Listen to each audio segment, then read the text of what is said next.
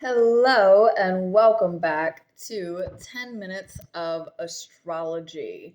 Hopefully, my camera isn't too fuzzy. If you would like to help fund me to get a new phone, because this is what I have to record all this on, you should press more buttons or hashtag ShakeKMB. You can also book readings with me. You just reach out directly for anything that you may want. And you can look at the housekeeping in the comments if you are interested to see what is happening in the future or more to your current time period. That is my astrology predictions playlist where all of the videos that I've made of a lot of other planets going through the other signs to 2046 plus or minus some years. Uh, Anywho, my name is Shay KMB, and today on 10 Minutes of Astrology, we are talking about Venus in Leo in 2029. One of the first things to happen, though, in this Venus transit from Gemini into Cancer. Oh, we're doing Gemini. Oh, my Lord. We're doing Venus in Cancer today, not Venus in Leo. I misspoke. That's on me. I was reading ahead. My apologies. Venus in Cancer. One of the first things to happen when Venus goes from Gemini into Cancer is that Mars will go into Libra approximately June 5th, 2029, and that's where it should stay now. So Mars had gone retrograde back into Virgo. It is now back into Libra. I do have a Mars in Libra video if you want to check the link in the housekeeping to follow along to see what we're going to expect with that. Now, Venus is the planet of love and relationships. I do a lot of surface terminology to keep things brief and to move quickly. Cancer is another duality sign. They're not as dual as Gemini or Pisces, but it is duality. And Cancer, the crab, so you're more likely to be crabby, you're more likely to be emotional. Cancer rules, its ruling planet is the moon, or it rules the moon, and the moon and water signs represent emotions. Again, I'm going to try and keep this very brief. So, one of the first aspects that we see is a semi square to Saturn and Taurus at approximately 18 degrees. Semi-squares do not last very long. It is a 45-degree angle, and it happens, it's a very quick irritant. So think your tire blew, or a light came on in your car, or you just got a phone call that you need to go fill out this paperwork and you only have an hour or something. This is like a mild inconvenience that's supposed to last for that moment, but it doesn't usually last, certainly not longer than a week normally. There are some occasions that semi-squares, the aspect, do last for an extended period of time. And when that happens, I try to let you know. But this here, Saturn is going to be at 18 degrees and Venus is going to be at 4 degrees. And this is a stubborn, emotional relation. So this is probably something to do with your family, specifically your father, because Saturn is father time. And it has a lot to do with that member. So any male fatherly figures in your life, grandfathers, your husband, any sort of really dominant male figures in your life at this time, I foresee needing some sort of relational help, or there's some sort of relational disconnect, or something emotional comes up that just you weren't necessarily like you could have seen it coming, but you weren't necessarily expecting it at that moment. And now that it's happening, you kind of can't process it emotionally, and they can't process it emotionally, and Certainly doesn't feel like the right time to do this, but I guess we're going to make time. Um, so that's something you have to look forward to. We have a square to Neptune, a sextile to Chiron, and an inconjunct to Pluto, all sitting at 10 degrees. This is approximately June 10th, 2029. This is a very powerful day, and I'm pretty sure is the thumbnail. And this is a lot to unpack. So remember that Pluto and Neptune have been hanging out around the same degrees, obviously not in the same signs. And they have been making a very broader aspect astrologically throughout a lot of the videos that I've made so far, if you pay attention to those. But the Neptune and Pluto aspect is changing and transforming, especially your relationship with God, with yourself, with your friends, with society. Like, it's a lot of really big changes on a spiritual molecular level. With Chiron also being here at 10 degrees, Chiron and Neptune, Chiron in Taurus is teaching Neptune in Aries. I should have explained this somewhat in my Chiron and Taurus video, but if I didn't, that's basically teaching that healing your environment and healing those around you and helping those around you that are in need, and kind of doing back to grassroots things for the people that matter is more important than whatever spiritual war you've got going on, because like the immediate environment is in more crisis and in more need of healing than our spirit at this time. And quite frankly, the war on God is God's not here anyway, so we need to do this work to get ourselves in order to better heighten our spirit anyway. And then with Chiron, it is going to be square Pluto at this 10 degrees, which you're doing that for your environment somehow is not jiving with the collective that are constantly changing and transforming things. And the fact that society keeps changing and transforming and moving in so many ways isn't necessarily good for your immediate environment either, because it could make your immediate environment feel unstable. Now we have Venus at play here in Cancer that aspects all of these at 10 degrees. I would say if you have anything in Capricorn, this is going to be really intense and heavy. If you have anything in Leo, now I say anything in Capricorn, what I mean is between 8 and 12 degrees. Anything in Libra is also going to be impacted. So the cardinal signs especially, and the fixed signs are going to need to see what planet in what sign at between this 8 and 12 degrees, what it is impacting them. If you want to unpack that with me, readings with me are $30. Knowing your future is worth a tank of gas, and that's about what it costs. So I highly recommend to book a reading with me. I also do free 10-minute readings if you're interested.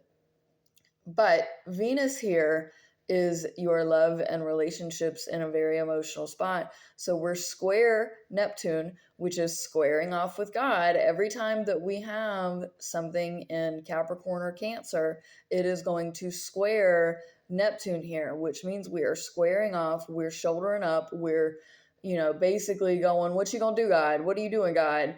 And God is going to say the same thing back to you. Just remember this entire time, when you put that out, that's immediately going to come right back.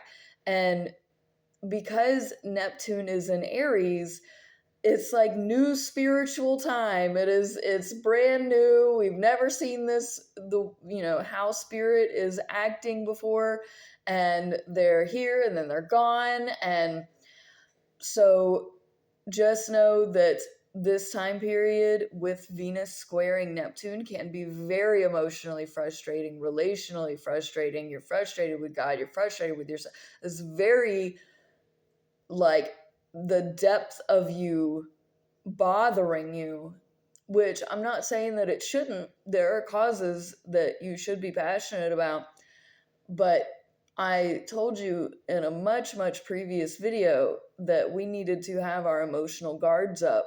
And this is where you're showing your emotional ass to God. Like, God's not going to turn around and spank that butt. So keep your pants up. We have a sextile to Chiron and Taurus. So this is when my OCD people and my Virgos are going to be like, I'm going to clean the house now. I'm just going to clean. I'm going to completely dive into whatever this thing is with my values, with my time, with my, my environment and my loved. I'm going to completely dive in, especially with your mom, because Cancer is motherly. So you may have stuff coming up with like grandparents and parents and things like that at this time too. But this is when you like nosedive into like these OCD habits of cleaning your environment and be like, I'm just going to completely shift my focus on things that need my immediate attention in my immediate environment, because that is going to help heal me much faster than being angry with God and my relation. I'm going to do what I can control, and what I can do. It's the serenity prayer. God grant me the serenity to accept the things I cannot change the things I can't, the courage to change the things I can, and the wisdom to know the difference. That's this moment. The inconjunct to Pluto is, and now Sagittarius people, or if you have anything in Sagittarius at 10 degrees here, it's going to create a yod to Venus, and it's going to point out some things in your relationships. But the inconjunct to Pluto here is, you in society are not on the changes in society is not healing your heart. It is not helping your relationships. It is not jiving with your, like, sure, it's friendly. Sure, you can have fun, but like when it comes down to it, your family environment may be in disarray. And sure, that could help you and you could be leaning on that. But then people are going to be like, well, you're leaning too hard. You need to pay attention to your family and not your friends. And it's collective changes in society that are not jiving with how you're emotionally relating to all of these. It's like you're swimming in an abyss and you're not sure which way is up here, and so you're just drowning. And society is like, well, it's time to party and have fun, and we're gonna do this social event, and and then they're gonna change the plans. And Venus and Cancer is like, okay, I'm here, like, and they're not even here. They want to shell up. And they want to shut down and shell up and just heal and be involved in and just internalize a lot of stuff.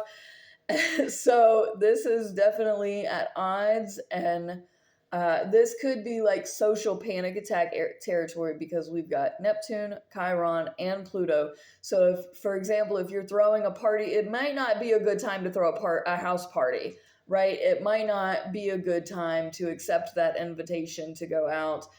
And all the same, if you don't throw the house party and you don't accept the invitation, people are going to turn it around on you and be like, oh, you're not trying to be social, and oh, you just can't. And it's like, no, my anxiety, no, I cannot handle going out and being this. So I can't do it. I don't have it in me. And then people are going to blame you for not being capable. But if you try, then it's going to backslide you emotionally, because you were incapable of doing it, but you did it anyway, even though you shouldn't have been. So pick your battles. We have a semi-sextile to Uranus in Gemini at approximately 14 degrees. This is around June 13th, 2029. And I like this because how you relate to your creativity, you will almost fall so deep into your creative outlets right now and just find passion there and release. And it's going to help with your emotions. It's going to help with you mentally, because Uranus is in Gemini here, which is very mental. Venus in Cancer is very emotional. So mixing those together in a really creative outlet is going to be your best friend right now. We have a square to Jupiter in Libra at 17 degrees. It is no longer retrograde, which is nice. But this square, now you're squaring off and you're coming up against the things that should be like the big things that should be balanced, and that should be working on all levels, this kind of larger scope of your life, of your education, of your traveling, of, the balance in, obviously, how you love, how you relate, how you manage things. You're squaring off with that, with how you relate to it, how you love with it, how you feel about it. And it's like all of these big things that should be balanced that are going to be completely imbalanced. Just newsflash, nothing in this life is going to have complete balance unless you like work nose to the grindstone at it, and then you have to keep working at it that hard to keep it that way, and that is unrealistic. So Venus in Cancer here is going to have these unrealistic, big, grandiose ideas, these exaggerated ideas, these ideas that they've manipulated in their emotions to believe. They've manipulated themselves into believing that like this larger scope should have been balanced this entire time, and it emotionally affects them, the fact that it hasn't been. You're doing that to yourself, because we know that not everything just works out. You have to work at it, and that's difficult. And these are cardinal signs, so they are expected to be in roles of leadership and positions of power that can handle these things. And you can't just give people that much trust and power. You can't do that. We don't, as human beings, we don't have the capacity to attain power and wealth and abundance and stuff without at some point becoming corrupt. So to expect things to happen naturally and organically in like like you're just handed this perfection is like so unrealistic. You can't expect anybody to meet standards that are unachievable, right? And I get that it would be nice, it would be great, you would feel better, but you have to accept what things are, because it's not going to be better without a ton of work.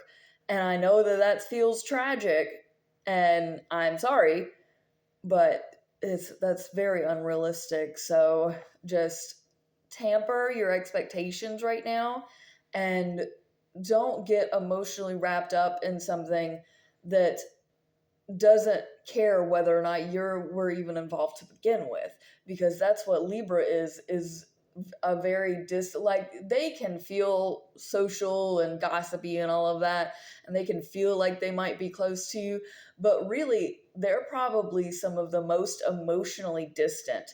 And to expect anything in Libra to emotionally validate you, they're going to give you cold hard truth, not nearly as hard as Sagittarius, and Sagittarius is just pop off truth. Libra is a much softer but frank truth if they're telling the truth. Remember, they're the scales. They're also very prone to lying and manipulation. So be aware of people in your life at this time that may be trying to manipulate a situation or lie about it, or if it sounds too good to be true, it probably is.